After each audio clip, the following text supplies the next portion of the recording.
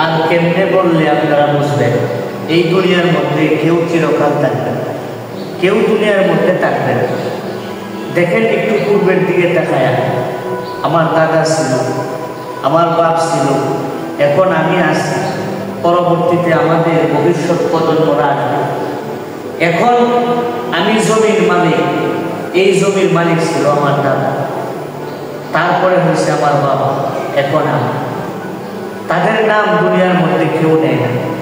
আপনি আমি তাদের জন্য বাপ প্লেটের মধ্যে বাড়িয়া অপেক্ষা করি না যে আমার বাবা এসে থাকবে, আমার দাদা এসে থাকবে। এই দুনিয়ার মধ্যে কেউ থাকবে, কেউ চিরকাল থাকবে না ভাই। আজকে আমার নাম আছে, কিছুদিন পরে আমার নাম এই ইতিহাস থেকে মুছে যাবে, কেউ নেবে না।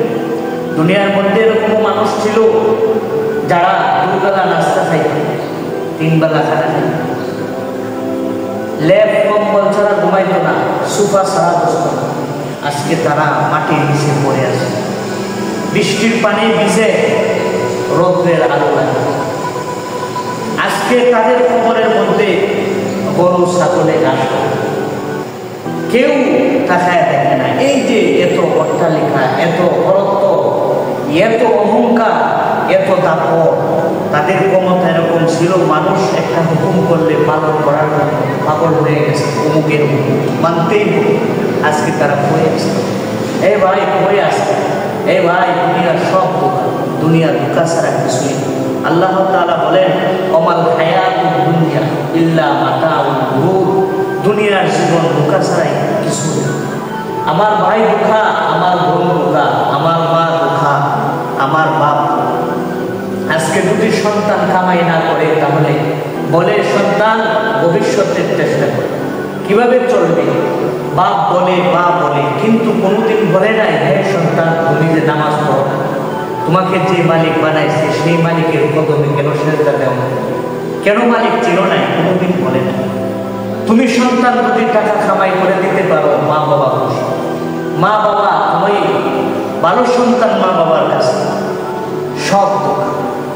এই জন্য ভাই, এই দুনিয়ার জীবনের হায়াতে কোনোদিন সংসারে ঝামেলা মিটবে না। যেদিন আপনি ইন্তেকাল করবেন, সেদিনও আপনার ঘরের মধ্যে কিছু জিনিস বাকি তাইকাই যাবে। হয়তো টয়লেটের বদনা নাই, জগ নাই, ঘরের মধ্যে মশলা নাই, যে কোনো জিনিস বাকি তাইকাই যাবে, কিন্তু আপনি দুনিয়ার থেকে বিদায় দেবেন। এই ভাই, বুড়া বাবারা, যেদিন আপনি ইন্তেকাল করবেন, সূর্য আগের মতোই ডুববে, সূর্য আগের মতোই ডুববে। এই যে বিকটতা যা কিছু আছে, সব কিছু আগের মতোই থাকবে। রাস্তার মধ্যে গাড়ি, সিএনজি, অটো, বাস, ট্রাক আগের মতোই চলবে, কিন্তু আপনি থাকবেন। আপনার মহল্লার মানুষ, এলাকার মানুষ আগের মতোই ভাত খাবে, খানা খাবে। এমনকি আপনার পরিবারের লোকেরাও আপনাকে কবরের মধ্যে নামায় দাফন করার পরে তারাও খানা খাবে, তারাও ভাত খাবে, কিন্তু আপনি দুনিয়ার বুক থেকে চলে গেলেন, আপনার ইতিহাস থাকবে।